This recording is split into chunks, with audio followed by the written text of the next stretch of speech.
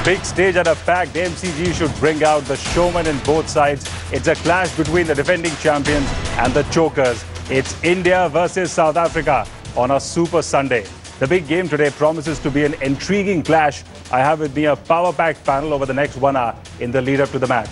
Joining me in the studio is two-time World Cup winner Andrew Symonds, 2011 World Cup winner Harbhajan Singh and Nikhil Chopra, who was a part of the Indian squad in the '99 World Cup. Former India captain Saurav Ganguly spoke to us from Melbourne earlier, while Boria Majumdar is right outside the MCG. Boria, set up the game for us. Huge turnout expected. Indian flags all over.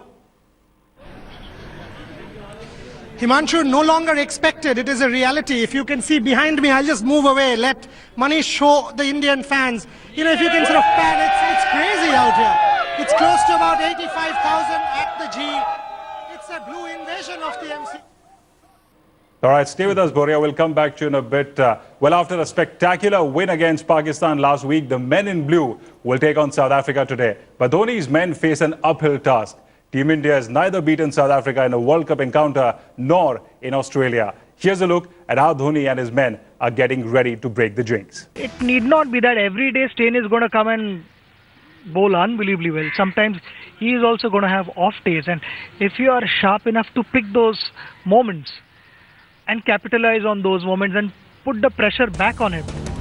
For Team India, this is the toughest match before the knockout stage starts, and Dhoni's men will look to settle a few scores from the past. South Africa have won all 3 encounters against India in World Cups.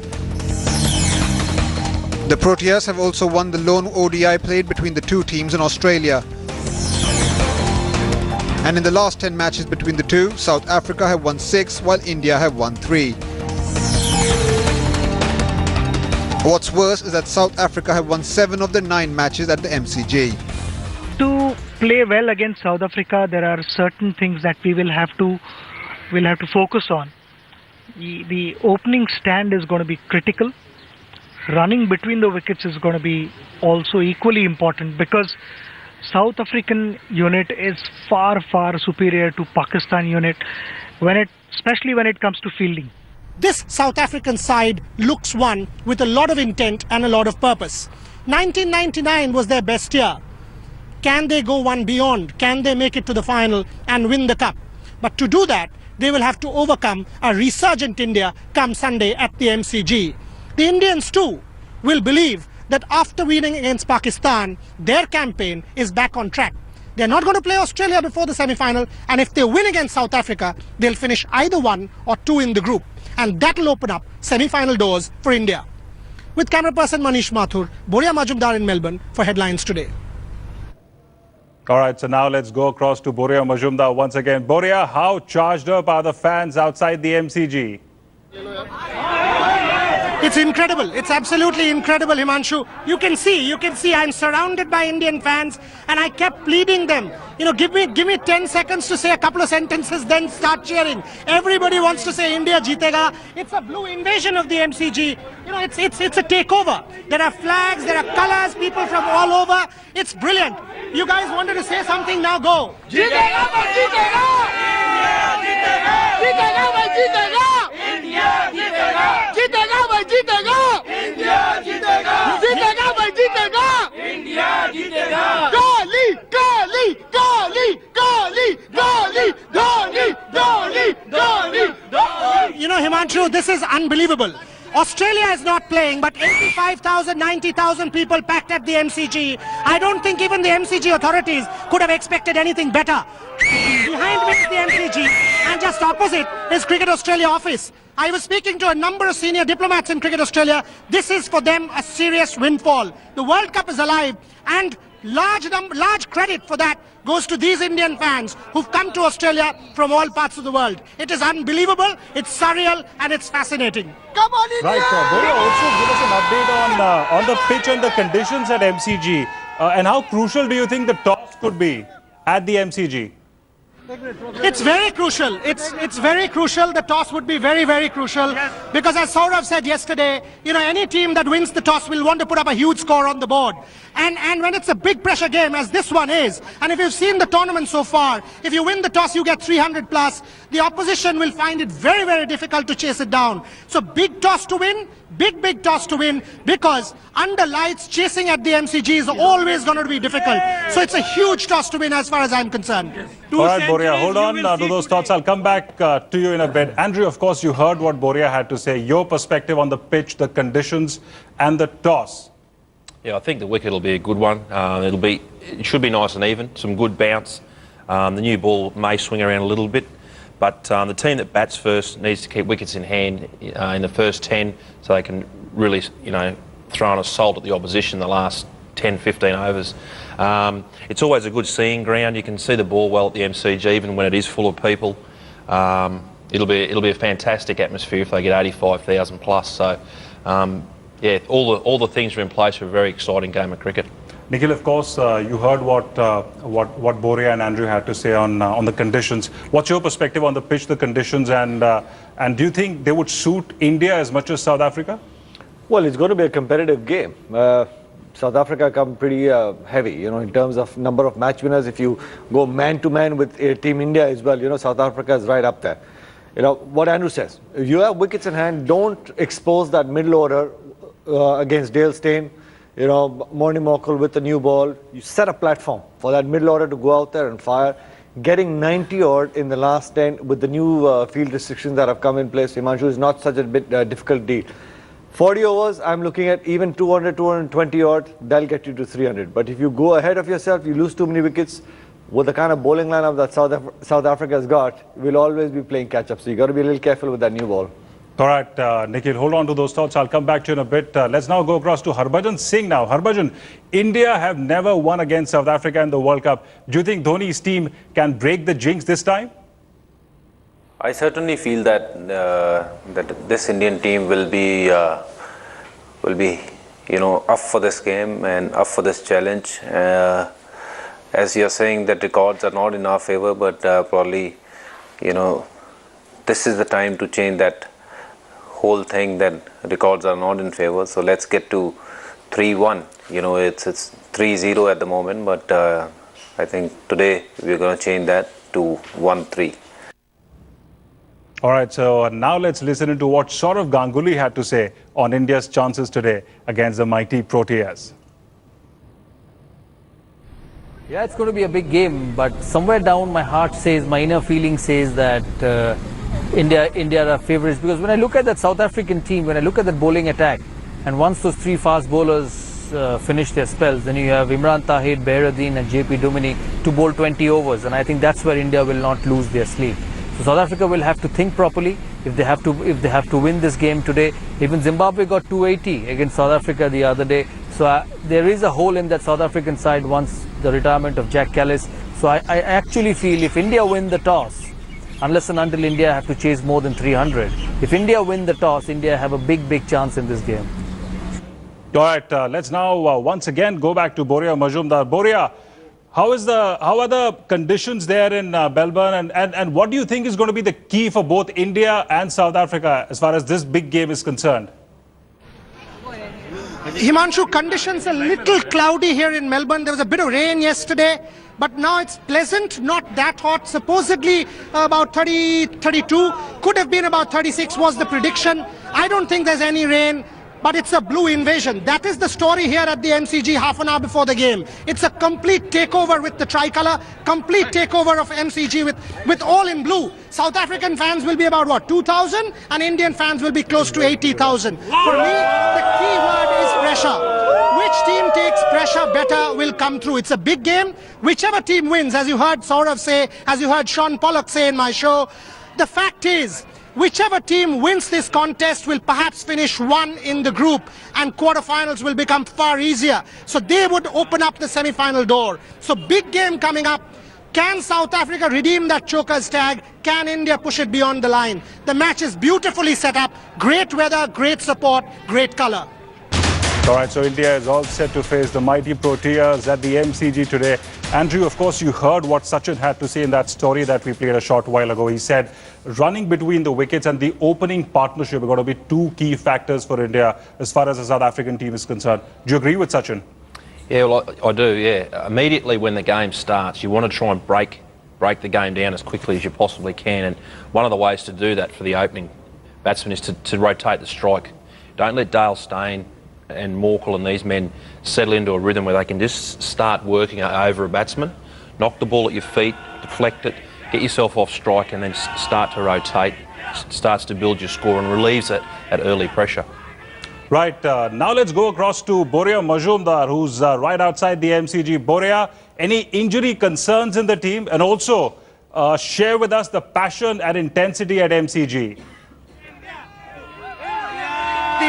I got only the last part of your question, the intensity part. The intensity is amazing. I mean, you know, this is unbelievable.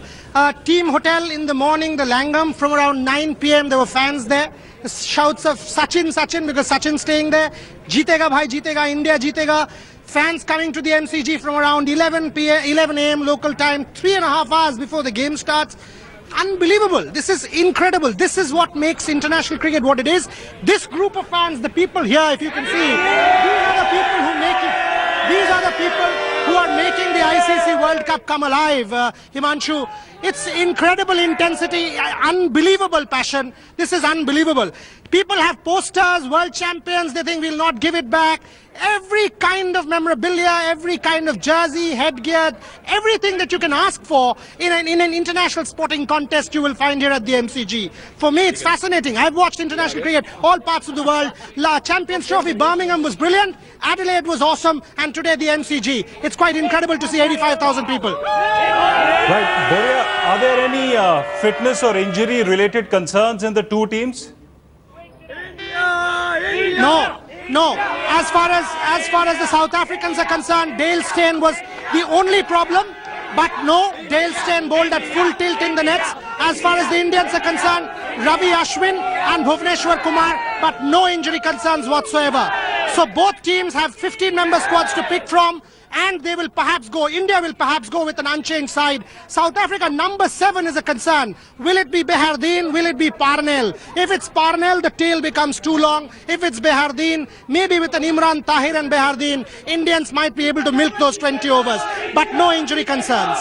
All right, Boria, stay with us. We'll come back to you in a bit. All right, now let's take a look at what Sean Pollock and Saurav Ganguly told Boria Majumdar as part of our exclusive face-off in the lead-up to the match. Huge game, India versus South Africa. Always a big game in the World Cup. South Africa, impeccable record against India. Two of the biggest legends to have played for these two countries, captained them. Sean missed it by a whisker, Saurav missed it by a whisker. 99, 2003. Can the two teams go the distance this time round? Before this shoot, Sean actually said, whoever loses this match will perhaps win the World Cup. I'll start with that. Before that, Sean, Saurav, welcome to this very special broadcast. Sean, whoever loses this will win the World Cup? That's just taking the pressure off. So that if it doesn't go according to plan for each team, then they've got something to hold on to. But it's an important game. I think ideally, if you have a look at the other pool, the team that ends up number 1 in this pool will have a distinct advantage because it looks like the quarterfinal might be an easier encounter.